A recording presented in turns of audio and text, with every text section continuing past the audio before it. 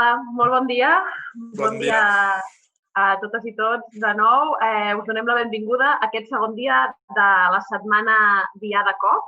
Un dia més estem aquí per reflexionar sobre la temàtica de la Diada Internacional de les Cooperatives 2020, que, com sabeu, és l'acció pel clima. Bé, el lema és les cooperatives i l'acció pel clima i vol reflexionar entorn a aquest ODS número 13 que té a veure amb el canvi climàtic i els seus efectes.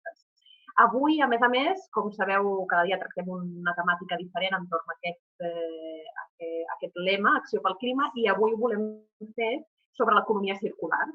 Us en podria fer una definició de la Viquipèdia. De fet, l'he buscat, la definició de la Viquipèdia, però tenim la sort de tenir amb nosaltres algú, ja el veieu, que crec que ens en podrà parlar potser amb més coneixements, que jo ben bé soc un aprenent en tot això. Ell és el Jordi Rojas, president de la cooperativa Opcions de Consum Responsable, que en sap molt més que jo. Bon dia, Jordi, què tal? Com estàs? Bé, com estàs? Bon dia, com estàs? Ja sé que estàs una mica convalescent. Bon dia, una mica variat, que m'he trencat un peu, però bé. Espero que no m'afecti el cervell i pugui respondre adequadament a les preguntes. Sí, home, sí. Gràcies per acompanyar-nos i benvingut, Jordi. Gràcies a vosaltres per convidar-nos. I tant.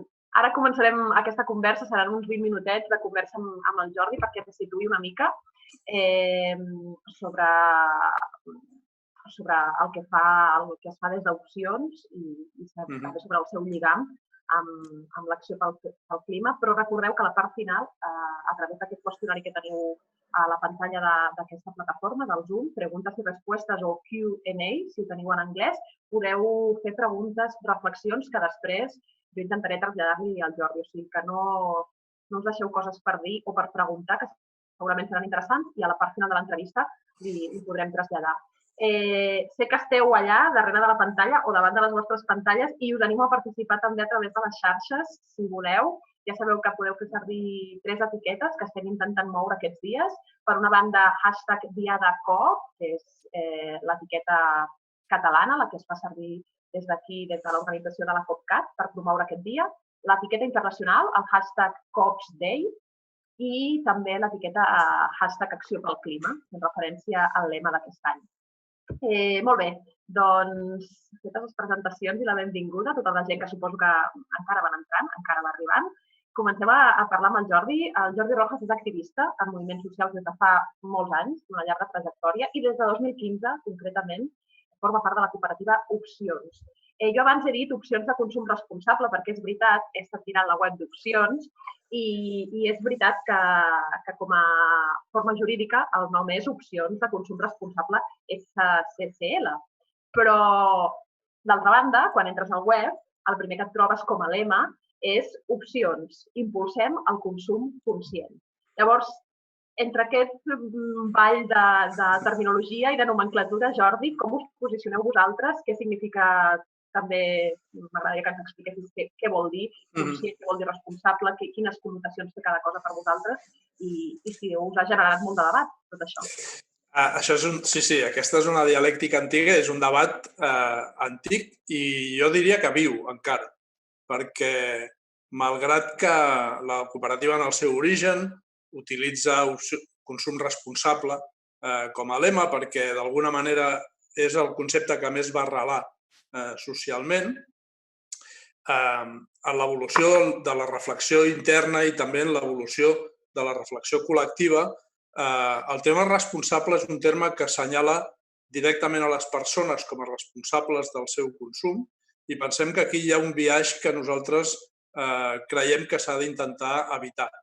I per això vam començar a utilitzar altres conceptes que desviaven la responsabilitat de la persona a títol individual i posaven les responsabilitats en altres àmbits que pensem que són més responsables en alguns aspectes que la pròpia persona individual. I vam començar a utilitzar conscient, a vegades consum ètic, consum sostenible, per intentar descarregar una mica aquesta culpabilització que pensem que no ajuda a les persones a transformar els seus models de consum. Al final, nosaltres el que pretenem és impulsar canvis en el model de consum col·lectiu. I això vol dir que la persona, de forma individual, ha de veure en el canvi en el seu consum una font de benestar, d'alegria i de transformació que li reporta d'alguna manera un benefici personal i col·lectiu. I això té a veure amb la consciència que tens sobre els teus actes de consum. Per això el lema d'Impulsem el consum conscient té molt més a veure amb prendre consciència de què significa el consum, què significa per la transició ecosocial, que és el lema d'aquestes jornades. Pensem que el consum impacta directament sobre la sostenibilitat del planeta i, per tant, tenim pocs anys per transformar models que ens permetin una transició ecosocial en favor de la vida. I el consum té a veure amb la consciència que tens de les teves accions de consum, no només respecte del planeta, sinó respecte de la societat en la que vius. Per això intentem promoure molt aquest concepte de conscient i després veurem en què ens basem per parlar de consum conscient o de consum més ètic i traslladar o, en tot cas, distribuir les responsabilitats sobre el consum en més àmbits que no siguin estrictament la persona que consumeix. I és una mica el que intenteu fer també des d'Opcions, no? Reflexionar sobre... Sí, nosaltres tenim 3 àmbits d'actuació molt clars. El primer és l'informatiu. Nosaltres editem una revista en digital i 2 quaderns monogràfics en paper cada any sobre temes de consum, i el que intentem és que les persones tinguin el màxim d'accés a la informació perquè tinguin criteri per prendre consciència del que significa el consum i, per tant, anar introduint elements de canvi en la seva vida. Una vegada informats, tenim una segona línia d'actuació, que és fer més fàcil en tots els sentits, és a dir, més fàcil des del punt de vista operatiu, però també intentar que sigui més fàcil des del punt de vista econòmic i, per tant, que el consum conscient sigui més accessible a àmplies capes de la ciutadania i trencar una mica el clixé de que el consum conscient, el consum ecològic és molt elitista. És evident que no totes les capes de la societat hi tenen accés, però amb la nostra política de consum col·lectiu pensem que podem arribar-hi més fàcilment. I una tercera, i abans quan parlava de responsabilitats compartides té molt a veure amb això, que és com influir des d'Opcions en les administracions públiques perquè la compra pública també sigui una compra pública responsable. L'administració és una gran compradora, és una gran contractadora de serveis i compradora de béns i productes i, per tant, introduir el vector de consum responsable en la compra pública ens sembla que és un element clau, tractor, per transformar models. Al final, els models es transformen també a base d'incidència social i política. I les administracions aquesta incidència la tenen en una dimensió i en un grau molt important. Per tant, aquests 3 vectors d'actuació, informar, facilitar i influir, són el que conformen la nostra cooperativa. Ja que parles d'aquest tercer vector referent a les administracions o a les institucions, Jordi, quin creus que... Què és el que afronta, creus, el consum en aquest moment post-Covid, en aquest moment de nova normalitat que potser no és tan nova, no? O hauríem d'intentar que fos nova, però potser no és tan... De moment no ho està sent gaire. Sí. Quins reptes creus que afronta el consum i quines mesures s'haurien de prendre des de les institucions? És complex donar consells en un àmbit que traspassa la vida de tothom, de les administracions, de les persones. Prenem decisions de consum de forma quotidiana, de forma constant, en alguns casos d'una dimensió important. La crisi ens ha posat al davant d'un escenari nou per moltes persones que ens ha fet repensar algun dels models de vida que estàvem gairebé duent a terme sense qüestionar-nos. I pensem que aquesta és la gran oportunitat que ens ha ofert aquesta crisi, que no tenim la seguretat de que la sabrem aprofitar, però en tot cas jo crec que s'han despertat algunes consciències respecte de com estaven fent les coses. Jo fa poc, en una entrevista també, deia que una de les experiències més potents que hem viscut durant aquests dies és la capacitat de resiliència de la natura quan l'acció humana s'ha reduït. Per tant, això ens ha demostrat que la nostra acció i el consum és una cadena de valor que comença en la producció, en la distribució, en el consum, en què passa després de què consumeixes, què passa amb els residus, i avui parlarem d'economia circular. Ens ha demostrat que si actuem sobre el consum i sobre tota la cadena de valor, afavorir la transició ecosocial serà molt més segurament eficient del que imaginàvem fins ara. Perquè sí hem vist que en el moment en què l'espècie humana deixa d'actuar en alguns àmbits, la natura té una gran capacitat de resiliència, ha ocupat espais que no havia ocupat en moltíssims anys, ha reaccionat d'una forma que hem pogut viure en directe, cosa que no havíem pogut fer fins ara, veure com la natura actua de forma global, perquè ha estat una crisi mundial en espais que estaven hiperocupats per la humanitat. Per tant, hem comprovat que una emergència com la que tenim al davant, que és l'emergència climàtica, per la que tenim pocs anys per donar-li resposta, estem consumint molt per sobre de les capacitats, de les possibilitats del planeta. Si prenem mesures ara, serem capaços de, en aquests 10 anys que tenim per fer-hi front, serem capaços de revertir els efectes del que estem fent amb el planeta. Això té un impacte directe sobre com produïm, com consumim i què passa després del nostre consum amb els residus que generem o que no generem. Pensem que aquesta reflexió, les administracions, però també els sectors productius, és una reflexió que han d'incorporar de forma urgent.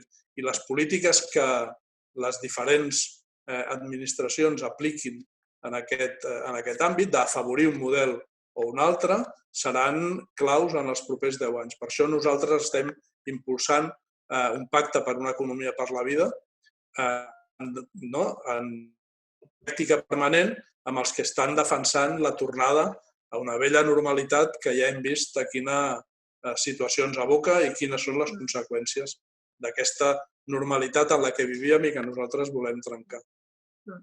Un pacte d'economia per la vida que, per cert, ja que el cites, recordem que el podem trobar a la pàgina de la COPCAT, cooperativescatalunya.coop, i també a la pàgina de la Generalitat, amb un nom ben explícit, com dèiem ahir, no? Economia per la vida.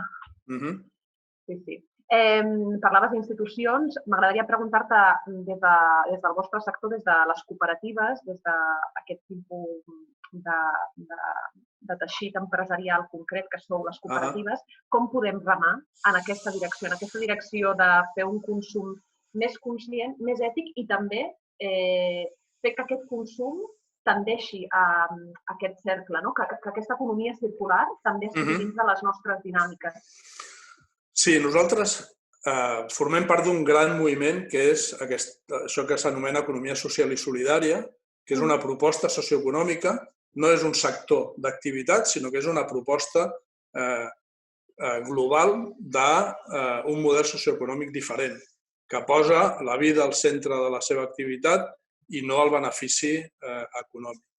Per tant, des d'aquesta perspectiva, formem part d'un gran moviment que pretén transformar la societat en un sentit concret que el Pacte per la Vida recull, penso, perfectament. En aquest àmbit, les propostes de consum responsable, de consum conscient que les diferents cooperatives que impulsem aquest model estem proposant es basa en 3 conceptes. El primer, que és coincident amb el concepte d'economia circular, és reduir el consum. És a dir, no podem continuar consumint per sobre de les nostres necessitats i de les nostres possibilitats. Jo crec que aquesta és una màxima que des de tots els moviments transformadors i des del cooperativisme no podem renunciar-hi. Per tant, hem de ser molt conscients que aquest paradigma del capitalisme més punyent que es basa en produir, consumir, llançar, produir, consumir, llançar, és insostenible. I el primer que nosaltres defensem i l'economia circular defensa és la reducció. El segon gran paradigma per nosaltres és el consum sense compra, és a dir, que també coincideix amb el que l'economia circular d'alguna manera defensa, que és tot allò que tu puguis fer sense necessitat d'adquirir un nou bé i, per tant, sense necessitat de generar més producció, fes-ho. I això té a veure amb reparar, té a veure amb biblioteca de coses, té a veure amb el préstec, té a veure amb l'intercanvi, té a veure amb el compartir, per tant, té a veure amb la filosofia que inspira les nostres empreses, que és la cooperació. Som cooperatives perquè cooperem per viure i cooperem per millorar. El tercer paradigma que nosaltres defensem és, fet aquest recorregut, és evident que hi ha coses que requereixen una acció de compra o una acció de contractació. I és en aquest punt quan tu has de plantejar-te la teva acció de compra, quines conseqüències té. I aquí tornem a enllaçar amb l'economia circular. L'economia circular el que proposa és que des del moment en què penses en la producció, pensis què passarà amb aquell producte, quines possibilitats tindrà de reutilització, de reparació, etc., però també què passarà al final de la seva vida útil en clau de com podrem aprofitar tot això per generar menys residus. Tota aquesta reflexió és el que el consum conscient et proposa que facis i Opcions intenta informar-te perquè tinguis tots els elements per poder decidir en el moment en què inicies un procés de reflexió sobre el teu consum, quins són els paràmetres en els que t'has de moure per prendre aquestes decisions. Per tant, fixa't que consum conscient o consum responsable i economia circular parteixen de principis similars i el que fan és entrellaçar aquesta filosofia d'una nova manera d'entendre la producció, d'entendre el consum i d'entendre la vida, que ho faci més sostenible i que atenti, i amb això hem de ser també clars i transparents, atenti contra un model, que és el model expansiu, depredador, que posa el benefici per damunt de qualsevol altra consideració, que està malmetent la natura, però que també està malmetent societats, perquè es basa també en anar a produir allà on la societat és més fràgil, allà on es poden obtenir preus més baixos, on hi ha menys drets, etc. Per tant, hem de tenir aquesta visió més holística, més global del que fem. En un món globalitzat com el que vivim, hem de ser molt conscients de la importància de les economies locals, de la importància, com hem vist durant la crisi, del consum de proximitat, com els productors agroecològics han tingut durant tota la crisi un paper clau en el suport mutu en les seves comunitats. Per tant, hi ha tota una reflexió de canvi de model, que al final és el que nosaltres impulsem. El nostre objectiu no és tant el consum en si mateix, sinó el consum com una eina per transformar la societat, en el que l'economia circular, la necessitat de combatre l'emergència climàtica i un nou model socioeconòmic estan absolutament entrellaçats i lligats. M'agradaria convidar a totes les persones participants, que són unes quantes, a poder traslladar-te preguntes, reflexions, comentaris.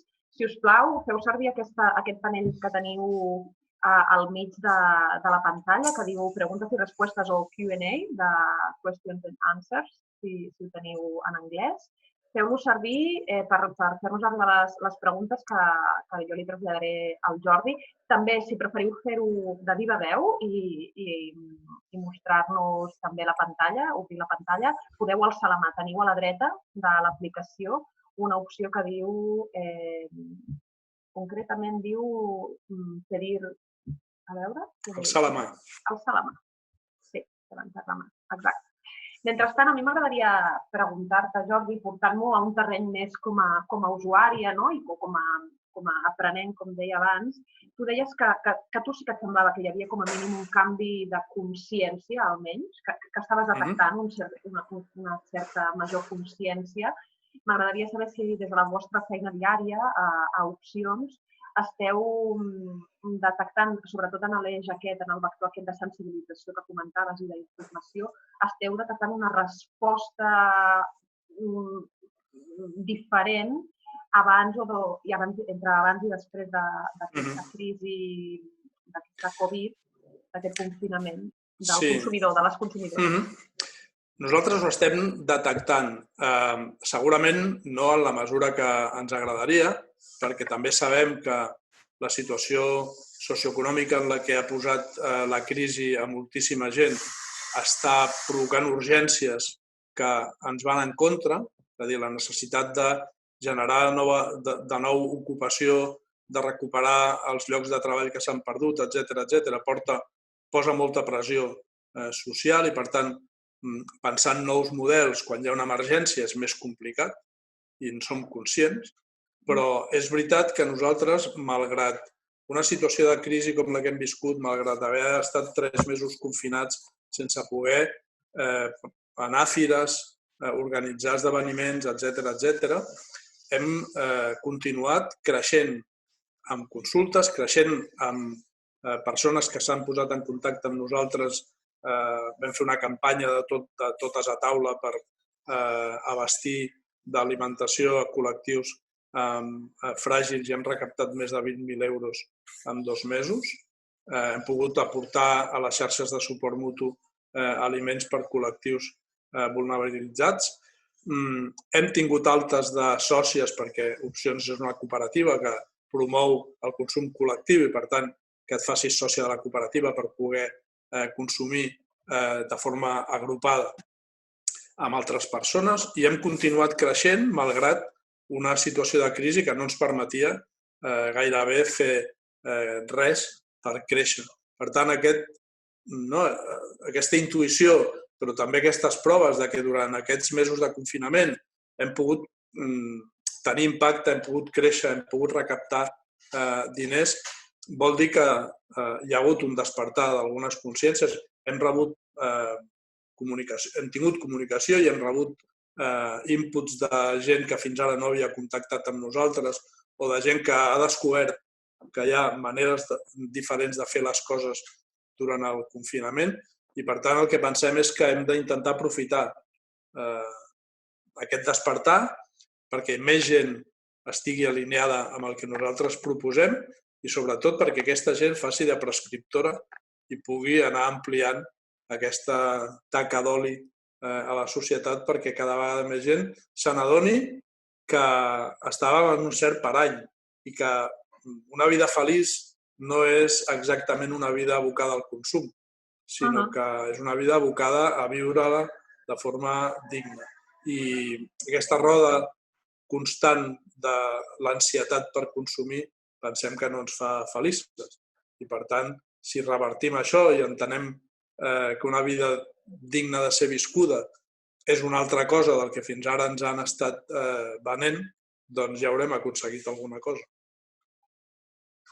Crec que la gent no s'anima. Jo torno a fer una crida perquè us animeu a alçar la mà, aixequeu la mà i us donarem pas perquè pugueu fer, encara ens queden 3-4 minuts, i podeu fer una pregunta o una reflexió al Jordi. A mi m'estàs fent pensar, Jordi, mentre deies això, aquest tipus de vida al que hauríem de tendir i que al final es tracta d'un canvi no només en el nostre consum, sinó en el nostre model socioeconòmic i en el nostre tipus de vida, m'estàs fent pensar en què és estiu i en què arriben les vacances. I a mi m'agradaria preguntar-te, això no va de fer recomanacions, no? Però et fa molta por, precisament per això, perquè feia molt de temps que no ens trobàvem, que no teníem un contacte que també és tan necessari per la nostra vida, un contacte físic, unes trobades socials, sortir a l'espai públic, ocupar-lo, que és tan necessari. Et fa por que amb aquesta manca d'espais comuns que hem tingut durant el confinament, ara que arriba l'estiu, ara que arriben les vacances, aquest consum continuï generant dinàmiques que no tendeixen precisament a l'economia circular. I què podries dir o què podries recomanar? No m'agrada la paraula recomanar, però bueno, sí que podries dir des de la teva perspectiva. En tot cas, el que sí que estem veient és que per aquesta pressió que abans també dèiem, és evident que som conscients que hi ha lobbies econòmics i lobbies empresarials que pressionen les administracions perquè prenguin decisions. Sí que hem observat que les decisions que s'han pres han estat molt més orientades a donar resposta a lobbies que no pas a donar resposta a necessitats col·lectives. I això sí que ens fa, com a mínim, amoïnar, perquè hem vist que a l'hora que obligues a la cultura a prendre moltíssimes mesures i que les distàncies socials, doncs, els vagons dels transports públics o els bars o les terrasses doncs estan atapeïdes de gent sense cap mena de prudència. Per tant, sí que estem vivint, i això és el que més m'amoïna de tot això, una certa dicotomia. Per una banda, s'està obligant a prendre algunes mesures complicades perquè és estiu, complicades perquè sortim d'un període difícil, al costat de coses sense sentit. Jo fa poc llegia un comentari de dir portarem els nens al bar perquè puguin jugar plegats perquè els parcs infantils no hi poden entrar. Viure en aquesta dicotomia una mica esquizofrènica sí que jo crec que ha estat una de les coses que més ens han amoïnat. L'estiu hauria de ser un espai de trobada, sabent que hem de prendre mesures, sabent que el consum no ens proporciona felicitat, que el que ens proporciona felicitat no és estar gastant molt durant l'estiu, sinó estar fent coses i trobant-nos amb la gent durant l'estiu. Per tant, si hem après que consumir no és el paradigma de la felicitat, sinó que la felicitat està en altres llocs, tindrem un estiu segurament molt més bonic que un estiu també consumint turisme, anant a altres puntes del món per fer circuits, gastant diners i contaminant sense cap sentit, i potser entendrem que viatjar també té altres modalitats molt més plaents per la persona, molt més respectuoses amb el medi ambient. Nosaltres vam publicar l'any passat articles molt interessants sobre turisme en bicicleta, turisme a peu, altres modalitats de fer turisme i de viatjar, que aquest estiu les podrem aprofitar, encara que no sigui perquè no ens queda altre remei que fer-ho així, perquè l'oferta de grans viatges també ha minvat. Per tant, intentem posar en pràctica totes aquelles coses que pensem que poden ser millors, perquè posant-les en pràctica ens n'adonarem també del benefici que tenen per les nostres vides. Molt bé, doncs, amb aquest missatge sobre les vacances, unes vacances a veure si poden ser una mica més conscients entre totes, ens quedem. Jo t'agraeixo molt aquesta conversa, Jordi. Moltes gràcies per haver-nos acompanyat. A vosaltres. Que vagi molt bé el teu estiu també, sigui treballant o sigui fent vacances, que no sé si en tens, que el gaudeixis. Moltes gràcies. Adéu, Jordi, fins una altra. Adéu-siau, fins una altra. Gràcies. Doncs després d'aquesta conversa amb el Jordi aprofito per recordar que tenim tot un seguit d'actes, tot un seguit de jornades de 11 a 12 durant tota la setmana fins divendres i que ja sabeu com acaba aquesta setmana, dia de COP, aquesta setmana del Dia Internacional de les Cooperatives, i és amb un acte de celebració conjunt el dia 4 de juliol, dissabte, a les 12:30, a 2:15. Inscriviu-vos, entrent a la pàgina de cooperativescatalunya.coop perquè pugueu apuntar-vos a la llista i pugueu assistir no només a la celebració i a aquest brindis col·lectiu per aquesta diada, sinó també a alguna sorpresa que tindrem, entre d'altres, la lectura sencera del manifest d'aquesta Diada Internacional de les Cooperatives, del qual, per cert, de la lectura us hem preparat un tastet.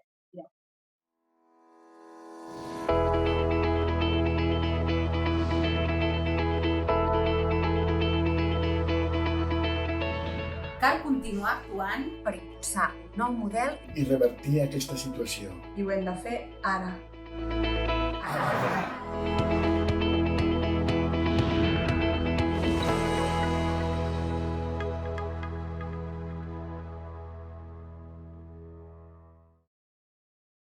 Doncs ja ho sabeu, entreu a cooperativescatalunya.com i inscriviu-vos a aquest acte de celebració i de cloenda de la Diada.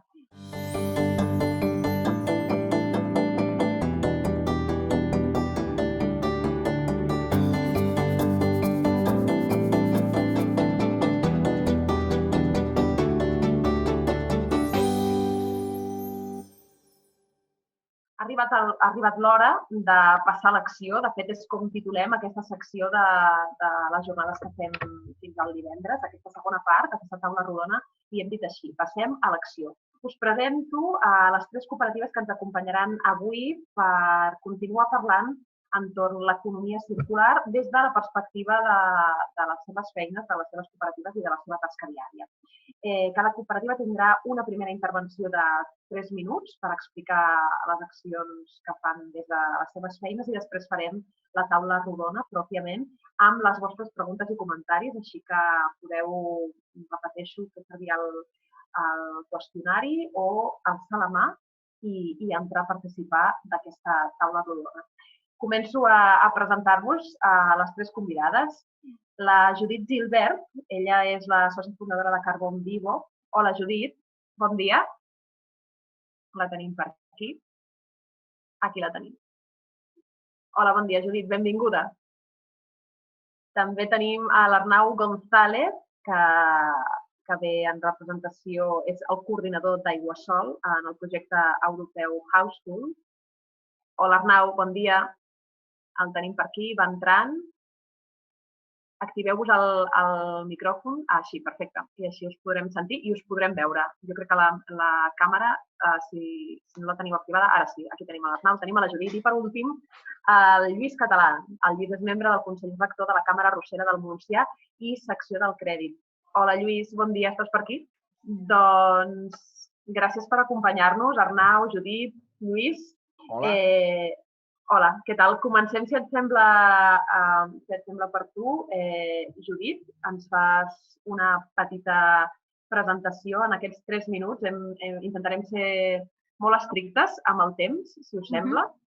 I després de cada presentació sí que donarem torn a preguntes, reflexions, crítiques, paraules diverses. Judit, quan vulguis. Gracias. Voy a comenzar directamente. Si pasas, Albert, un poco explicar la cooperativa Carbon Vivo, una cooperativa que comenzó como un proyecto en el 2018 por 2 personas del ámbito de la permacultura y que en julio de 2019 se consolidó como una cooperativa de trabajo sin ánimo de lucro, ya con 4 personas socias. Nuestra misión es promover y potenciar la sostenibilidad de la sociedad mediante la reutilización y la revalorización de la biomasa, lo que nos permite luchar contra el cambio climático y la generación de oportunidades laborales para colectivos vulnerables. A pesar de la corta historia que tenemos, llevamos un poco más de 2 años. Aquí podéis ver algunos de los indicadores de impacto que estamos utilizando en este momento. Vale, ¿qué es lo que estamos haciendo en este momento? Estamos impulsando un proyecto dentro de proyectos singulares de Aracop que se llama Xarxa Sostenible de Biocarbón, Living Char, y lo que hacemos es producimos biochar. El biochar o el biocarbón, para que entendamos, es una herramienta carbono negativa capaz de secuestrar de la atmósfera grandes cantidades de CO2. Para que nos demos una idea, por cada kilo de biochar secuestramos unos 3 kilos de CO2 y que además es un producto que tiene propiedades altamente beneficiosas para la regeneración de los suelos agrícolas, como puede ser su alta capacidad de retención de agua y de nutrientes, o la generación de microorganismos que potencian la fertilidad natural del suelo y la salud de las plantas.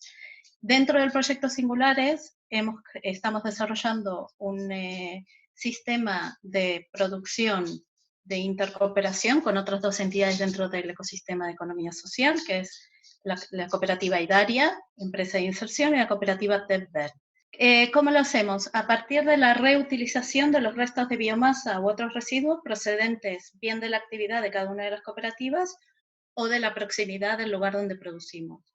Por ejemplo, Idaria trabaja la reutilización de la biomasa procedente de la gestión forestal que ellos realizan. En el caso de Terber, utilizan restos de poda de la actividad de jardinería y nosotros utilizamos restos de la gestión de un bosque que gestionamos en el lugar donde estamos produciendo. Hay que tener en cuenta que la biomasa mal gestionada produce grandes cantidades de gases de efecto invernadero y suponen un riesgo de incendio, por lo cual es muy importante tratar de encontrarles una nueva vida. Y por último, ¿por qué lo hacemos? Porque queremos promover un modelo de producción agrícola circular y sostenible que contribuya a la producción de alimentos sanos y a la lucha contra el cambio climático. Si tenemos en cuenta que con la introducción del biochar lo que hacemos es generamos que los suelos agrícolas se transformen en sumideros de carbono. Y nuestro objetivo es en los próximos 2 años producir unas 100 toneladas de biochar, lo que nos permitiría retirar de la atmósfera entre 250 y 300 toneladas de CO2. Pues eso es todo, es muy cortito, luego seguimos hablando. Muchísimas gracias. Perfecte, moltes gràcies per cenyir-te el temps, Judit. Moltes gràcies. Donem pas a l'Arnau González, d'Aiguasol. Arnau, el teu torn, quan vulguis. Hola, bon dia, moltes gràcies, Laura. Bon dia a tothom. Jo us explicaré molt breument una de les activitats que estem fent ara a Aiguasol, un dels projectes que tenim en marxa a Aiguasol en l'àmbit de l'economia circular. Primer de tot us volia explicar molt breument Aiguasol qui som. Som una cooperativa que ens dediquem a la consultoria en els àmbits de l'energia i la qualitat ambiental i els nostres projectes els centrem eminentment en edificis, també ciutats i també per a indústria. Tenim com 4... La següent, sisplau. Tenim com 4 grans àmbits d'actuació. Fem projectes de R+D en energia i economia circular. També ens dediquem a dissenyar i implementar sistemes de monitoratge, bàsicament per a edificis, en els àmbits energètics i de la qualitat ambiental. Desenvolupem models matemàtics i eines de software i eines web per a l'estudi de viabilitat de projectes i productes i, evidentment, també fem projectes de consultoria pròpiament dits en els àmbits d'eficiència energètica, les energies renovables, la producció d'energia renovable, la qualitat de l'aire interior i, en general, la sostenibilitat dels edificis. Això seria com una pinzellada molt gran del que fem dintre dels projectes d'R+D. El que us vull explicar avui és el projecte Houseful, que és un projecte cofinançat per la Comissió Europea en el marc del programa Horizon 2020 de finançament de projectes de recerca i innovació. En aquest cas és un projecte d'innovació basat en el desenvolupament de solucions i serveis basats en l'economia circular per al sector residencial. És un dels sectors que, com us presento aquí molt breument, té un gran impacte en l'ús de recursos naturals, tant en la part de construcció, en l'ús de materials, com també en la part d'operació i d'ús dels edificis, on concentrem gran part dels nostres consums energètics i d'aigua i producció de residus del nostre dia a dia. Els aspectes més importants de l'economia circular és, al final, un paraigües molt ampli i nosaltres en el projecte hem intentat identificar quins són els àmbits on tenim més incidència l'economia circular dintre del sector residencial i els que hem identificat i amb els que estem treballant, no només nosaltres, sinó tot el consorci que forma part d'aquest projecte, són aquests 6 que us mostrem aquí. És bàsicament el balanç energètic de l'edifici, per tant, detallaré algunes solucions que tenim en aquest aspecte, però bàsicament millorar el balanç d'energia i reduir, per tant, el consum d'energies renovables. El balanç també hídric o de l'aigua, reduint al màxim també el consum d'aigua de fonts externes, en aquest cas l'aigua sempre és renovable, però sí que intentem maximitzar l'ús d'aigua del propi edifici, dintre de l'autoaprofitar del propi edifici. També l'optimització del balanç de materials, perquè, com sabeu i com he comentat, els edificis són grans consumidors de materials, sobretot en la seva fase de construcció. I, addicionalment, també per donar més valor a tota la part de l'usuari, al final de l'edifici, que som tots nosaltres, estem també treballant en l'impacte social a nivell també de salut i confort dels usuaris, però també de la implicació dels mateixos en el desenvolupament de les solucions, la minimització de l'impacte ambiental i, evidentment, que les solucions que desenvolupem siguin econòmicament viables i tinguin sentit, no? I siguin, assumibles pel gruix de la població. I en la darrera diapositiva us llisto molt breument les 12 solucions que estem treballant en aquest projecte. Nosaltres és un àmbit de consultoria, però també hi ha centres de recerca, empreses desenvolupadores de producte, etc. Les tenim agrupades en 4 grans categories que veieu aquí amb diferent color de la font. Hi ha solucions que els diem holístiques, que estan focalitzades en tot l'edifici i en impactar més enllà de l'edifici, fins i tot a la societat en general, com per exemple el desenvolupament d'eines de software com a servei, plataformes col·laboratives per posar en contacte agents, tant productors com consumidors. Estem desenvolupant, i aquí a Iguasol tenim un paper central, una metodologia per avaluar el nivell de circularitat dels edificis, que aniria també en línia amb el que comentava el Jordi Rojas, fomentar la compra pública basada en l'economia circular. Nosaltres el que volem és definir una metodologia que avaluï de forma objectiva quan circula un edifici, que podria fer-se servir en licitacions, i, evidentment, també intentem implicar els agents socials, tant els usuaris com la indústria com l'administració pública en la creació d'aquestes solucions. Molt ràpidament tenim solucions... Estan acabant? Sí, molt ràpidament ja ho faig molt ràpid, això. Solucions en l'àmbit de materials, desenvolupem algunes solucions per traçar els materials, reutilitzacions d'aigua, que són les que veieu en blau, i millora de l'eficiència energètica i la valorització energètica de recursos renovables, que són els que veieu en blau. Després, més endavant, podem comentar amb més calma i en detall. Sí, després els comentem, Arnau, i tant. Moltes gràcies. Gràcies, Arnau. Doncs donem pas al Lluís Catalán, membre del Consell Rector de la Càmera Arrossera del Montsià i secció del Crèdit. Lluís, quan vulguis, el teu torn. Hola, bon dia. Bé, jo us vinc a parlar de la cooperativa del Montsià, Arrossera, i d'un projecte que estem fent. La nostra cooperativa compta amb uns 3.000 socis que actualment cultivem aproximadament unes 7.000 hectàrees d'arròs al Delta de l'Ebre i anualment rep uns 60 milions de quilos d'arròs. La Càmera Arrossera participa des de l'any 2011 en un projecte impulsat per la Federació Catalana de Cooperatives Agràries, amb l'empresa Nespresso, que s'anomena Arròs Solidario. El projecte es basa en el reciclatge de les càpsules de cafè usades, en les quals se'ls aplica un tractament de separació de l'alumini de l'envàs per una banda i el marro del cafè per l'altra. Al marro s'aplica un procés de compostatge i es converteix en adob orgànic, el qual es pot aplicar íntegrament als cultius. Aquí és on entra en joc el paper de la cooperativa del Montsià, que participen en el projecte en seleccionar i oferir unes parcel·les de terreny on s'aplicarà el compost i posteriorment es sembrarà l'arròs. L'aplicació del compost als camps es fa amb una màquina escampadora d'adobs orgànics i posteriorment és l'agricultor la que incorpora el sòl en un treball superficial amb el tractor. Les parcel·les que participen en el projecte tenen un seguiment durant el cultiu i la collita de les mateixes es separa de la resta de camps. La cooperativa ho mol i ho envasa a part i tota la producció obtinguda d'aquestes parcel·les, Nespresso fa una donació a la Federació Espanyola del Banc d'Aliments i d'aquesta forma arriba a un gran número de famílies i consumidors. Bé, els avantatges per a l'agricultor són moltes, ja que amb el marro es pot reduir considerablement les aportacions d'adob mineral i té una millora a l'estructura del sòl, així com aporta altres microelements que donen a la planta una fortalesa i una sanitat que la fan més preparada per a suportar els atacs de fongs o les condicions climatològiques adverses, evitant o reduint també tractaments no fungicides o correctors. D'aquesta forma passem del que abans era un residu, aprofitar-lo com a adob i substituir l'adob químic, amb l'afegit social de repartir l'arròs produït als més necessitats. Això encaixa amb l'aposta decidida de la cooperativa per minimitzar els tractaments i tractaments químics i la preservació i posada en valor del nostre entorn natural com és el Delta de l'Ebre.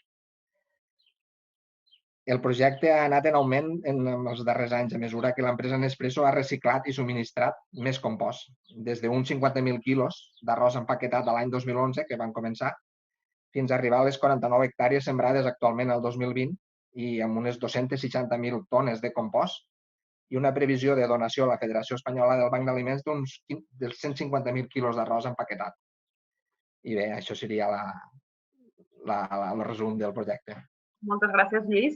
La veritat és que són 3 projectes ben diferents i tots 3 en aquests pocs minuts que ens heu explicat són bons exemples d'accions pel clima relacionades amb l'economia circular i des de 3 àmbits ben diferents.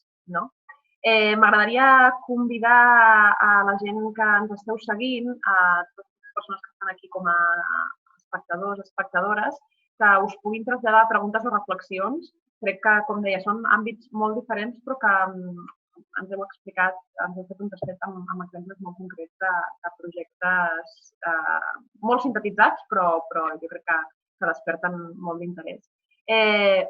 Si us plau, podeu fer servir tant l'opció d'alçar la mà, aquesta opció que teniu aquí a la dreta quan entreu a la llista de participants, a levantar la mano, o no sé si el teniu en anglès, potser, al Zoom, i si no, el panell aquest de preguntes i respostes Q&A. Jo, escoltant-vos, no sé si primer alguna de vosaltres voldria fer-li una pregunta a l'altra respecte als projectes que heu explicat, que fins i tot no sé fins a quin punt podrien entrar en col·laboració, perquè de cop estava sentint la Judit, estava sentint els camps, el Houseful ja no sé com entraria, però com veig possibles vies de col·laboració entre projectes. Sí, a ver, nosotros el tema de cuando Luis hablaba de que muy interesante el proyecto que habéis planteado. Nosotros con el tema del biochar también estamos ahora estudiando la posibilidad de unificarlo con el compost, porque el biochar lo que tiene es propiedades de acelerar el tiempo de compostaje, por lo cual, claro, al minimizar tiempos se reducen, se incrementan muchos aspectos económicos también, ¿no? Y le da al compost una calidad un poco superior, que tiene otras calidades que el café, digamos, que el marró del café. Por eso me acordaba de esto. Ja parlarem. Sí. Arnau, a mi em sorgia el dubte. Pensava, escoltant-te, que demà tenim un dels representants de Sostre Cívic i pensava si havíeu entrat en col·laboració amb cooperatives de l'entorn de la vivenda sostenible. Sí, ho he comptat molt ràpid perquè en 3 minuts costa molt de detallar fins a 12 solucions que teníem i, de fet, també aprofitaré per respondre a una altra, ara que em dones una mica més de temps. Sí, i tant. Amb Sostre Cívic justament han participat en una d'aquestes opcions que estem plantejant, que deia que intentem implicar els agents socials del territori, l'administració pública, desenvolupadors de solucions, usuaris, i s'han fet uns tallers dintre d'aquest àmbit per intentar assegurar o reduir el risc de que les solucions desenvolupades no estiguin alineades amb les necessitats i les voluntats dels usuaris. I en aquestes taules, que vam estar treballant just abans que ens tanquessin a casa per la Covid, va assistir Sostre Cívic. De fet, a una subcooperativa que s'està muntant d'habitatge al Vallès Oriental, van assistir com a potencials usuaris interessats de tecnologies i solucions d'economia circular en l'edificació. I molt ràpidament comentar també que una de les solucions de residus que estem plantejant... Ja temps, no cal que sigui ràpidament ara. No, però ho comento. Igualment no vull robar temps al Lluís i a la Judit. Justament una de les solucions que estem plantejant també és la valorització energètica dels residus i, en paral·lel, la producció de fertilitzants i de compost orgànics. El repte aquí és trobar, des del nostre punt de vista, camps i explotacions agrícoles de proximitat, perquè si la quantitat de compost de qualitat que es pugui generar amb residus d'una llar o d'un edifici de pisos, en definitiva, no és molt alta. Llavors, el repte és trobar explotacions agrícoles de proximitat en les que puguis aprofitar-ho. En el cas del projecte, estem molt focalitzats en 2 edificis que s'estan implementant al Vallès, a Sabadell i a Sant Quirze del Vallès, i estem treballant per intentar trobar explotacions agrícoles de proximitat que puguin valoritzar aquest compost que puguem arribar a produir a partir del tractament del residu orgànic i de les aigües negres de l'edifici. Solo una cosa, a través de, conectado también con la construcción, simplemente como información que el biochar se está estudiando ahora como medida para aislamiento térmico dentro de la construcción, por lo cual es una forma más de reutilizar el biochar como reutilización de la biomasa, transformando el biochar para la construcción, así como se está haciendo para cubiertas verdes, por ejemplo, porque aligera la cantidad de sustrato que necesitas, entonces favorece que más edificios en las ciudades puedan generar cubiertas verdes, ¿no? Que no tengan este impedimento. M'encanten aquestes sinergies entre projectes. La Imma Díaz Sòria ens diu: un dels punts comuns de tots els projectes és, evidentment, la capacitat de generar xarxa, en aquesta línia de les sinergies que dèiem. No? Diu, és bàsic que l'economia social i solidària és bàsic en l'economia social i solidària, però és absolutament essencial en els projectes d'economia circular, perquè una sola entitat no ho fa tot, sinó que cada organització s'ocupa d'una part del procés. Com ho heu fet vosaltres per crear la vostra xarxa? Quines eines o quins espais heu utilitzat per poder generar aquestes sinergies? Lluís, no sé si t'agradaria respondre com ho feu des del Montsià per generar aquesta xarxa. Aquí trobo que va tindre molt a veure la Federació de Cooperatives, que ens va posar en contacte, va buscar, com ara, per exemple, l'Arnau comentava, va buscar uns camps on poder derivar i una producció on poder derivar aquest compost, i va ser la cooperativa que va enllaçar el projecte però a través de la Federació de Cooperatives.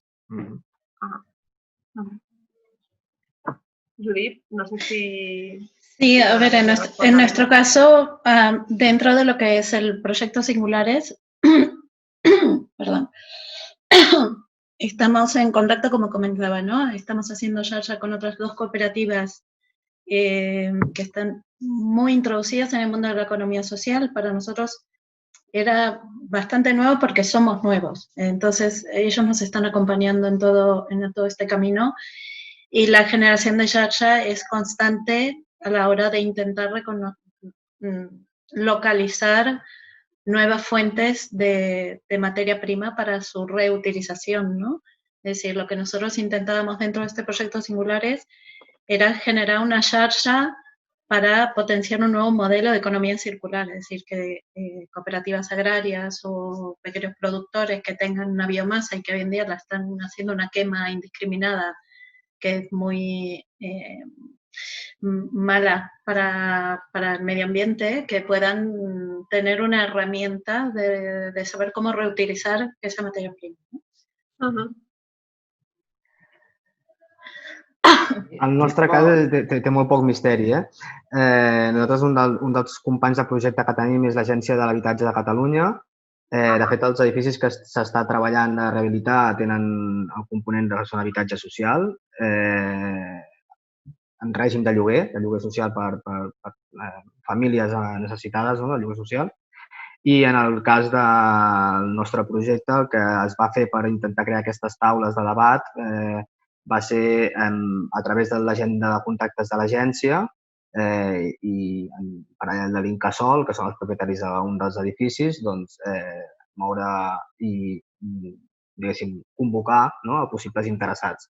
I de forma natural, diguéssim, que les entitats com Sostre Cívic o com altres cooperatives d'habitatge ja es van implicar en el procés de seguida que se'ls va contactar i han estat molt proactius. Al final hi ha un cert interès en solucions d'habitatge sostenible i ens ha sigut fàcil, però a través de l'agència, sobretot, de l'habitatge, vam crear una petita xarxa de contactes.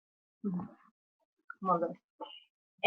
No sé si algú... Mira, tenim el Jordi Rojas, precisament, que parlàvem amb ell a la primera part de la jornada. Diu, la intercooperació és la clau de l'èxit dels projectes de l'economia social i solidària. És l'alternativa a la competència que promouen altres models. Avancem cooperant. Doncs sí, gràcies, Jordi, per aquesta reflexió. Col·laboració vers competència, no? I tant. Gràcies a tu, l'Aima us agraeix les respostes també. No sé si algú altre té alguna reflexió, algun comentari, fer alguna pregunta. La veritat és que m'agradaria poder aprofitar aquests últims minuts. A la gent que està participant, veiem-vos i també a vosaltres, Lluís, quan vulguis, digues. No, a mi me surt una inquietud en el tema del carbó, en la vida útil que té, o sigui, una volta aplicat al sol o això, en la capacitat de perdurar amb el temps. Sí, bueno, esta es una de las grandes propiedades que tiene el biochar, que a diferencia de lo que es el carbón, el biochar se llama biochar cuando desde el inicio, antes de crearlo, está pensado para introducir dentro del suelo. Y es un producto que dura cientos, hay pruebas de hasta miles de años que perdura dentro del suelo, por eso es un secuestrador de carbono, ¿no? Porque lo mantiene dentro del suelo durante muchísimos años. Sí. Sí, digues. Sí, yo quería hacer a propósito de lo que comentaba Jordi Rojas del consumo consciente. Yo creo que parte importante de todas las entidades que trabajan dentro de proyectos de economía circular es la comunicación y es de alguna forma la pedagogía, ¿no? Porque todos los que estamos dentro de este circuito somos muy conscientes y, por supuesto, pensamos nuestras compras de una forma ética, pero creo que tenemos un gran trabajo hacia personas que tienen un poder adquisitivo muy bajo y que priorizan la compra, digamos, de poder suministrarse con cosas a tener conciencia de qué es lo que están comprando, ¿no? Creo que ahí hay un gran reto. Las necesidades básicas, ¿no? Exacto. Y más ahora en tiempos en que la precariedad o la precarización, mejor dicho, ¿no? Exacto. Està ofegant i tant. I tant. Molt bé, no sé si algú es queda amb alguna cosa allò en el tinter, no us la quedeu? No us la quedeu al pap, si la voleu dir. Mira, tenim una última... El Jordi diu, totalment d'acord amb la Judit. Sí, de fet, el Jordi ja ho ha dit abans. Doncs deia que gràcies a Arnau, Judit i Lluís per acompanyar-nos, que hem après molt d'aquests 3 projectes i que vagi molt bé i que ens trobem molt aviat i que podeu continuar col·laborant. Gràcies. Gràcies. Adéu. Adéu. I ara sí, moltes gràcies. Crec que l'Albert ja ho anunciava. Demà obrirem amb una conversa cooperativa amb l'Àngel Estevez, de Sostre Cívic. Ho hem dit abans també parlant amb l'Arnau. I seguirem amb aquesta secció, amb aquesta taula rodona que titulem Passem a l'acció, amb la cooperativa Som Energia, amb el Node Cooperatiu Energètic i amb la xarxa per la sobirania energètica. De fet, demà la temàtica del dia és la transició energètica. Moltes gràcies a totes les que ens heu acompanyat, a les que heu participat per fer d'aquesta segona jornada un esdeveniment molt interessant, almenys per mi, que estic aprenent molt. Gràcies per acompanyar-nos en aquesta setmana dia de COP. Recordeu etiquetar xarxes tant com vulgueu i pugueu i ens retrobem demà a les 11 del matí. 5 minuts abans comencem l'emissió. Gràcies i fins demà.